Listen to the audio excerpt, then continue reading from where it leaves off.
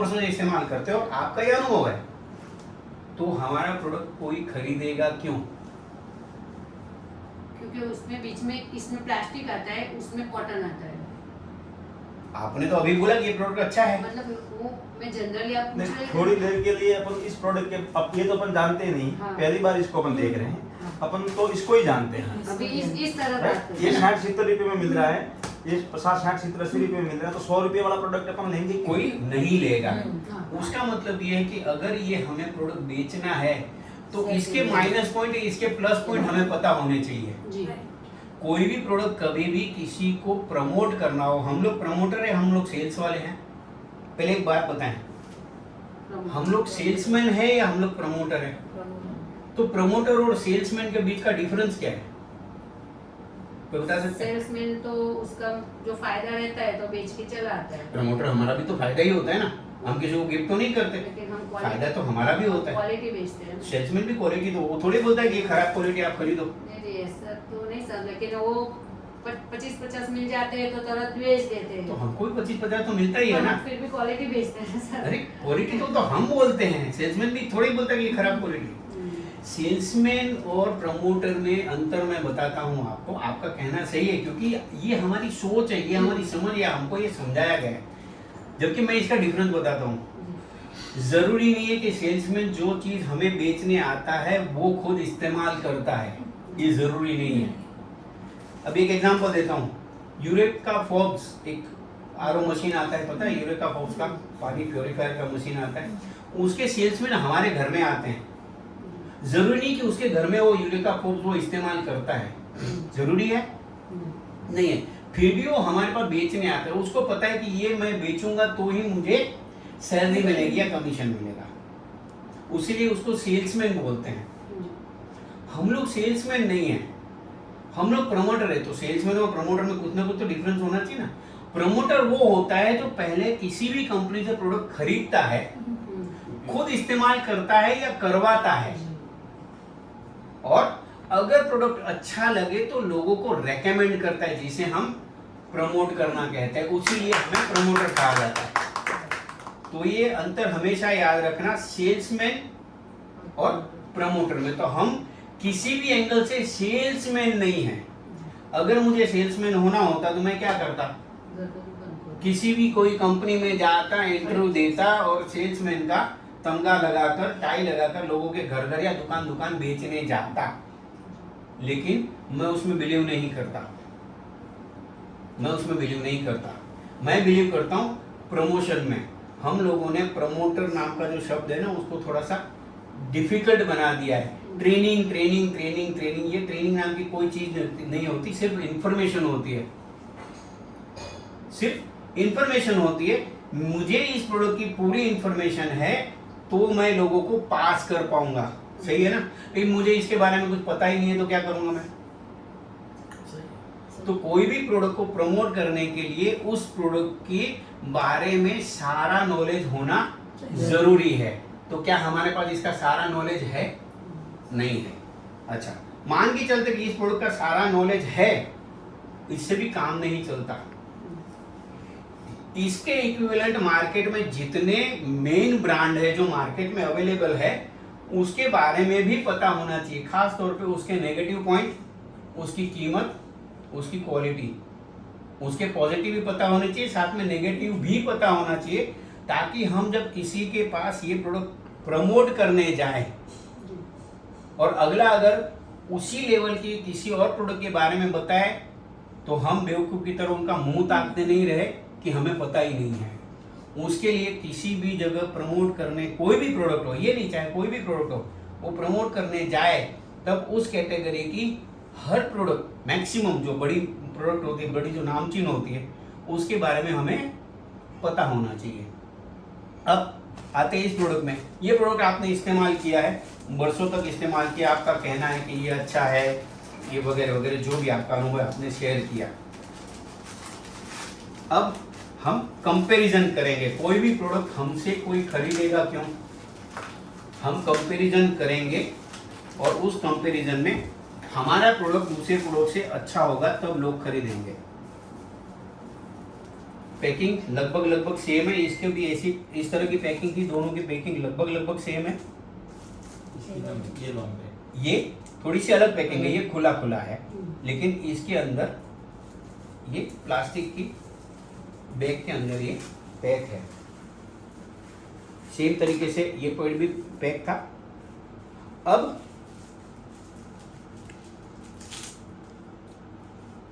ये जो है, ये इसकी ऊपरी सतह, इसकी ऊपरी सतह और हमारा जो पेड़ है इसकी ऊपरी सतह, इसका मैं अभी आपको डिफरेंस बताऊंगा, ठीक है। और ये वाली है, ये तीसरी मार्केट की जो one of the famous brand है स्टेपनी, इसके बारे में मैं आपको अभी डिफरेंस बताऊंगा। अब आप लोगों का कहना है कि ये अच्छे प्रोडक्ट है। अच्छा, इस प्रोडक्ट का काम क्या है?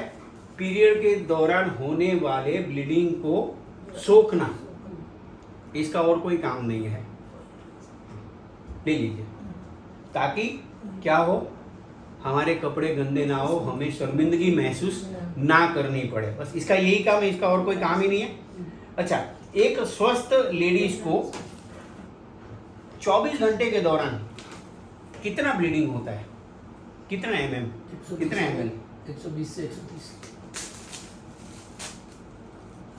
120 से 130 ml नहीं।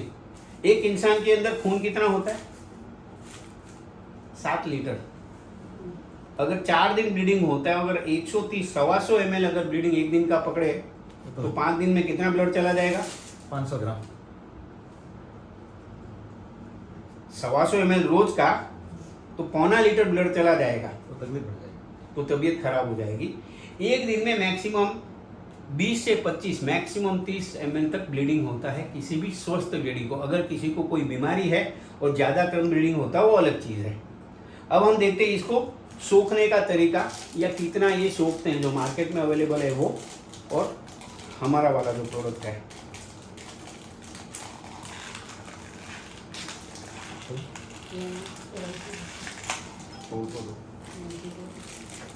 हमारे पास ये 3 प्रोडक्ट है, तीनों का हम डिफरेंस बताते हैं।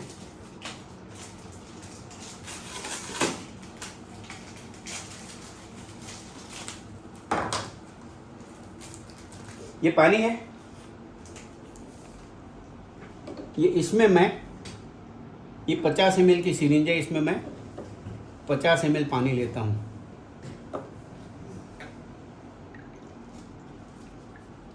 पहले हमारा वाला जो पेड़ है उसके ऊपर धीरे धीरे धीरे धीरे इसे स्प्रिंकल करता हूँ, धीरे धीरे धीरे, क्योंकि ये 24 घंटे के अंदर होने वाला प्रोसेस है, सही है ना। 24 घंटे में 40 से 50 ml मैक्सिमम ब्लीडिंग होता है, तो ये मैं 50 ml अपने वाले पेड़ पे ये डाल दिया। अब मैं दूसरी बार 50 ml पानी लेता हूँ और जो मार्केट का पॉपुलर ब्रांड है उसके ऊपर स्प्रिंकल करता हूँ, थोड़ा थोड़ा थोड़ा करके।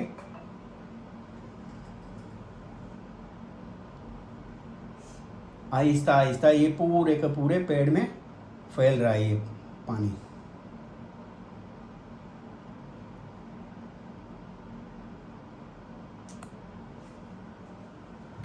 अब तीसरा जो एक पॉपुलर ब्रांड है,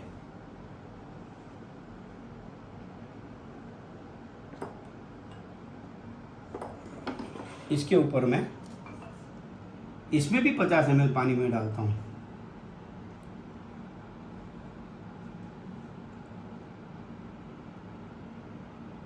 ये लगभग 50 ml जितना पानी इसके ऊपर भी मैंने डाल दिया है। अब आप सबके सामने मैंने तीनों पेड़ के ऊपर 50-50 ml पानी डाला, सही है, किसी में कम किसी में ज़्यादा तो नहीं है।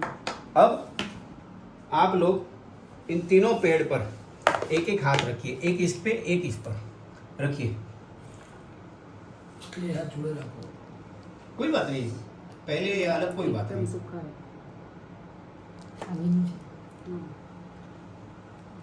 ये गिला है, ये गिला है, एकदम सूखा है, गीला है, ये एकदम सूखा है। एकदम सूखा। अब एक काम करते हैं, बहुत से लोग, बहुत सी औरतें बोलती कि मुझे बहुत ज़्यादा ब्लीडिंग होता है। एक काम करता हूँ मैं, और एक 50 ml ले लेता हूँ पानी। मैंने और एक 50 ml पानी लिया। हमारी कंपनी का जो पैड है इसके ऊपर मैंने और दूसरा 50 ml पानी डाल दिया। इसमें कितना हुआ? 100 ml हुआ। क्या लगता है आपको, बाकी के 2 पैड है इसके ऊपर मैं अगर पानी डालूंगा तो ये सोख पाएंगे? नहीं, क्या होगा? लीकेज होगा, लीकेज होगा। कपड़े गंदे होंगे।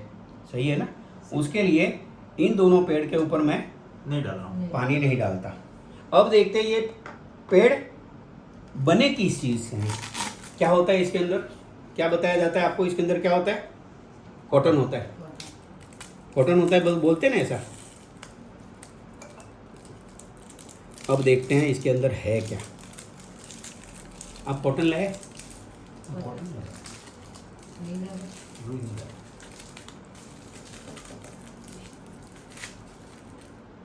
ये देखिए ऊपर की जो सतह है ना, ये जो हम बॉडी को टच होने वाला पार्ट है, ये प्लास्टिक है। देखो ये चमक रहा है, स्किन को टच होता है। ये जो पार्ट है ऊपर की सतह, ये प्लास्टिक है। प्लास्टिक गर्मी पैदा करती है। आप कभी भी कहीं भी बैठो, अब यहाँ भी बैठो, पैर के ऊपर एक प्लास्टिक की थैली रख के बैठो, खुली स्किन होगी, हाथ के ऊपर प्लास्टिक की थैली रख के 15 मिनट बैठो, देखो पसीना होगा, गर्म लगेगा, पसीना होगा। और ये तो 24 घंटे यूज़ करना होता है। ये है प्लास्टिक, ठीक है। अब ये प्लास्टिक है, इसका मैं दूसरा एग्जाम्पल भी देता हूँ। ये पकड़ो,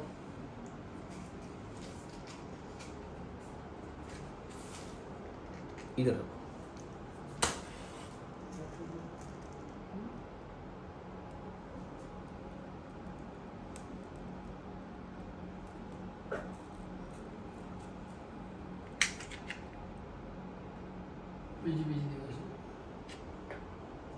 देखो प्लास्टिक की बू आ रही है, सूंघो इसको, स्मेल लो।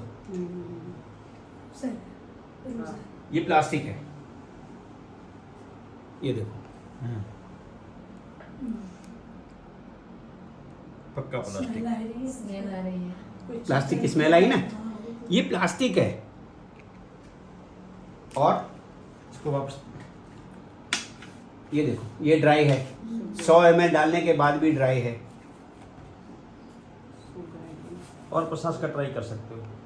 इतना तो काफ़ी है फिलहाल, और 50 भी डालो तब भी वो निकल जाएगा। उसका मैं और एक दूसरा डेमो दूंगा। अब देखते हैं इसकी सतह ऊपर की क्या है।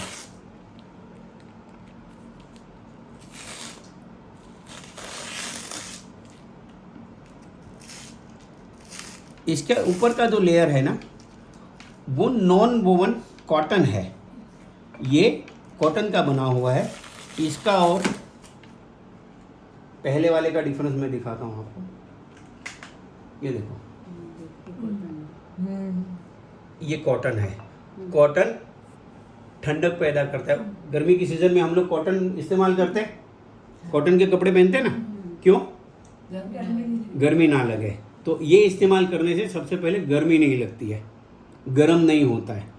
दूसरी बात ये है कि ये जो प्रोडक्ट है, इसके अंदर ये होता क्या है? मार्केट के प्रोडक्ट में, ये जो मार्केट का प्रोडक्ट है, इसके अंदर होता क्या है? ये क्या है? रुई। ये रुई होता ही नहीं है। ये सबसे बड़ी गलतफहमी है। ये रुई नहीं है, अच्छा, ये रुई नहीं है। तो क्या है? मैं दिखा रहा हूँ। सबसे पहली बात तो ये है, रुई पानी सोख नहीं सकता, राइट। लेकिन इसमें पानी तो है ना। अब ये तो इस्तेमाल किया हुआ है, मान के चलते किसी लेडी ने इसको यूज़ किया है, इसको ब्लीडिंग हुआ है, और आजकल तो स्पोर्ट्स भी खेलते हैं, मार्केट भी जाते हैं, और 2 पैर पे प्रेशर आया, ये दब गया। ओह, तो गंदा। क्या हुआ? ये खून कहाँ जाएगा? कपड़ा। वापस जाता है वजाइना में। और जो ब्लीडिंग होता है, वो खून के अंदर लाखों करोड़ों बैक्टीरिया होते हैं। वो बैक्टीरिया दोबारा वजाइना में जाते हैं, और उसकी वजह से बहुत सारी बीमारियां होती है। बरसों पहले जब ये था ही नहीं, पेड़ था ही नहीं तब कॉटन के कपड़े इस्तेमाल करते थे, तब इतनी बीमारियां नहीं होती थी जितनी बीमारियां आज होती है। अब कहते हैं कॉटन है ये, मैं दावे के साथ कहता हूं कि ये कॉटन नहीं है।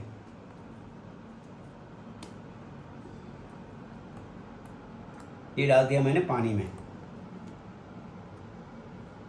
ठीक है।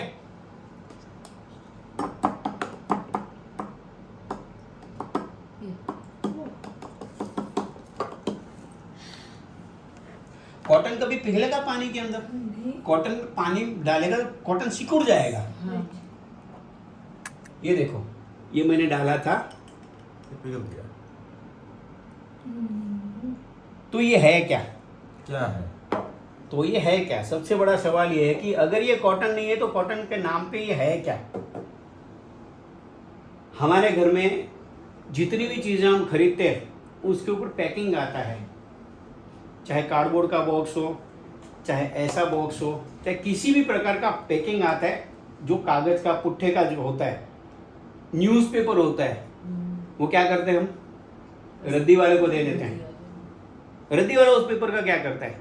जो रद्दी वाला हमारे घर से रद्दी लेकर जाता है वो होलसेलर के पास जाता है, वो होलसेलर जाता है सैनिटरी पैड बनाने वाले के उधर, वहां पर ट्रक के हिसाब से, ट्रक के लोड से ये न्यूज़पेपर है, गत्ता है, जो कुछ भी होता है वो वहां पर डंप कर देता है। और वो तो सारा ईस्टमैन कलर होता है, अलग अलग कलर का होता है ना वो। फिर ये सफेद कैसा हो गया?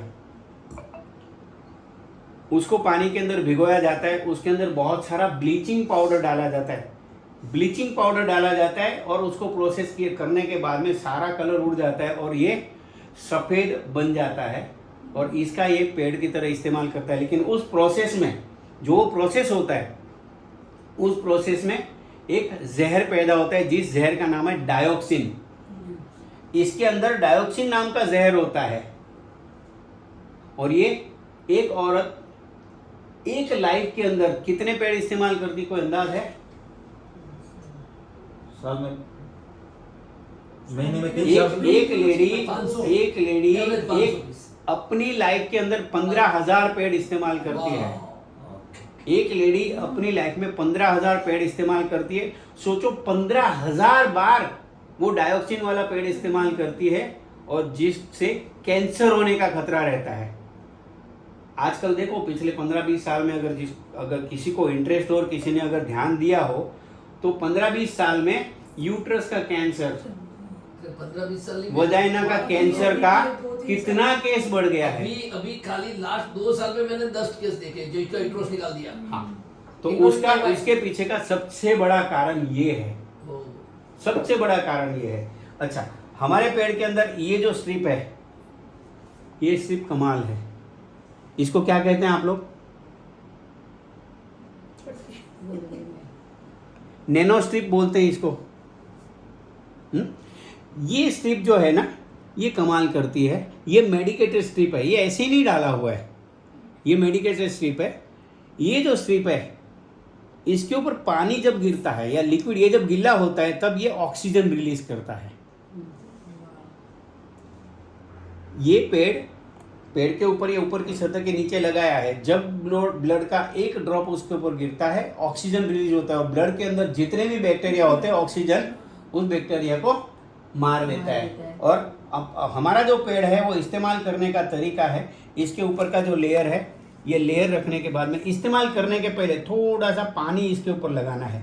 जो हरी स्ट्रिप है उसके अंदर थोड़ा सा ऐसा 4 बूंद पानी लेकर उसको ऐसा ऐसा गीला करके उसके बाद में इसको इस्तेमाल करना है। तो और बढ़िया रहेगा। जैसे इस्तेमाल ये करना, जैसे ये यूज़ करना शुरू करेंगे, तुरंत इससे ऑक्सीजन रिलीज होना शुरू होता है, जिसकी वजह से जो गंदा खून है, जो ब्लीडिंग होता है, उसके अंदर के सारे बैक्टीरिया मर जाएंगे। और सबसे खास बात ये है, ये जो हमारे पेड़ के अंदर है, ये कॉटन नहीं है, ये जेल है। ये जेल है, इसके अंदर मैंने 100 ml पानी डाला था। इसको मैं कितना भी दबाऊंगा, 1 बूंद पानी नहीं गिरेगा। वाह, इसको मैं कितना भी दबाऊं, 1 बूंद पानी नहीं गिरेगा। जिसका मतलब क्या है, ये पेड़ इस्तेमाल करने वाली लेडीज को कुछ भी, कैसे भी हालत में वो हो, ये जो ब्लीडिंग का जो ब्लड है वो दोबारा से वजाइना में जाएगा नहीं, जिसकी वजह से जो होने वाली बीमारियां उस बीमारियों से छुटकारा मिलेगा। ये सबसे बड़ा इसका फायदा है, सबसे बड़ा फायदा ये है। समझ में आई बात? यस। तो कौन सा पेड़ इस्तेमाल, अभी अभी बात आती है पैसे की। अभी प्रोडक्ट तो बहुत अच्छा है भाई, अच्छा है ना प्रोडक्ट, ये यूज करना चाहिए ना, लेकिन महंगा है। ज्यादा महंगा नहीं है। ज्यादा या कम नहीं, जिसके पास नहीं है ना वो तो बोलेगा भाई महंगा है। एक फ्लैट है, एक फ्लैट, उसकी कीमत है 1 करोड़ रुपया। दवे साहब आकर बोलते हैं बस 1 करोड़ रुपया, लेकिन मैं बोलूंगा 1 करोड़ रुपया। उसका कारण ये है कि मेरे जेब में 1 करोड़ नहीं है, दवे साहब के घर में 1 करोड़ है। उस फर्क कितना है, मतलब जिसके पास नहीं होता ना उसके लिए ये प्रॉब्लम वाली बात है। तो अभी इसका हिसाब लगाते हैं हम। हमारे प्रोडक्ट की कॉस्ट क्या है? 165, 115, डिस्ट्रीब्यूटर प्राइस बोलना, हमें एमआरपी से कोई लेना देना नहीं। Distributor price 84, 84। इसमें पीस कितने आते हैं? 6 6 पीस आते हैं। 84 डिवाइडेड बाय 6 करो, कितना हुआ? 1314 रुपये। 13-14 रुपया हुआ। ठीक है, ये प्रोडक्ट है, इसकी कॉस्ट कितनी है? 60 रुपये, 60 से 60। इसमें कितना आता है? 6 पीस। इसमें भी 6 piece, 1 2 3 4 5 6 piece. 6 piece 70 rupees. 10 6 piece कितने का एक पीस हुआ? 10 रुपये। 12 रुपए का। ठीक है, ये दिन में कितने चाहिए? 3 कितना हुआ? 36 रुपया। ये कितना चाहिए? एक। इसका कितना लगता है? 14 रुपये। इसका कितना लगेगा? 37। सस्ता कौन सा है? ये वाला, अपना वाला। ये कंपैरिजन पता होनी चाहिए। जब तक आप सामने वाले को ये कंपैरिजन नहीं बताओगे, सामने वाला चाहे प्रोडक्ट आपका कितना ही अच्छा हो लेकिन महंगा होगा तो नहीं लेगा। ये आता है एक आरओ सिस्टम आता है, आरओ एक कंपनी का आरओ आता है 2,80,000 रुपया। बहुत बढ़िया है प्रोडक्ट, लेकिन मेरे किस काम के? मेरे जेब में 2,80,000 नहीं है। तो प्रोडक्ट अच्छी होने के बावजूद भी मेरे काम की नहीं है। तो यहाँ तो ये होना चाहिए, प्रोडक्ट अच्छी भी होनी चाहिए और अफोर्डेबल भी होनी चाहिए। आमतौर पे लोग बोलते हैं यार ये 70 का मिलता है, ये 105 का मिलता है, महंगा, ये नहीं लेना है। लेकिन अल्टीमेटली देखा जाए तो ये महंगा पड़ता है और ये सस्ता पड़ता है। ये समझाने की कला आनी चाहिए। सर महंगा जब तो तक- पड़ता है और यूज करना तो बहुत महंगा पड़ जाता है। तो बिल्कुल सही है। बीमारी नहीं, महंगा भी पड़ता है, महंगू भी पड़ी जाए सर। हाँ बिल्कुल बिल्कुल। तो अच्छा, सबसे बड़ी प्रॉब्लम ये है कि जब हम लोगों के पास जाते हैं ना, हमें पता है कि हमारी प्रोडक्ट की कॉस्ट ज़्यादा है, महंगा नहीं लेकिन कीमत ज़्यादा है। ऐसा कैसे हो सकता है? प्रोडक्ट महंगा नहीं है लेकिन कीमत ज़्यादा है। महंगा इसलिए नहीं है क्योंकि ये कम लगता है, ये कम लगता है, ये दिन में 1 ही लगता है और वो दिन में 3 लगता है। तो हमारा प्रोडक्ट महंगा है, हाँ, लेकिन फायदेमंद भी तो है। बस ये समझा, जिसने ये समझा दिया किसी को भी, वो वहाँ से खाली हाथ नहीं लौटेगा। ये मेरी गारंटी और ये मेरा 15 साल का अनुभव है। इसमें पैकेज एक्सीलेंट। पैकेज भी बनाया हुआ है, मैं वो देख लेता हूँ इसमें क्या प्राइस इसके बारे में और कोई किसी को अगर सवाल पूछना हो तो मुझे पूछ सकते हैं। थैंक यू वेरी मच, इतना ही मेरा कहना है। 1250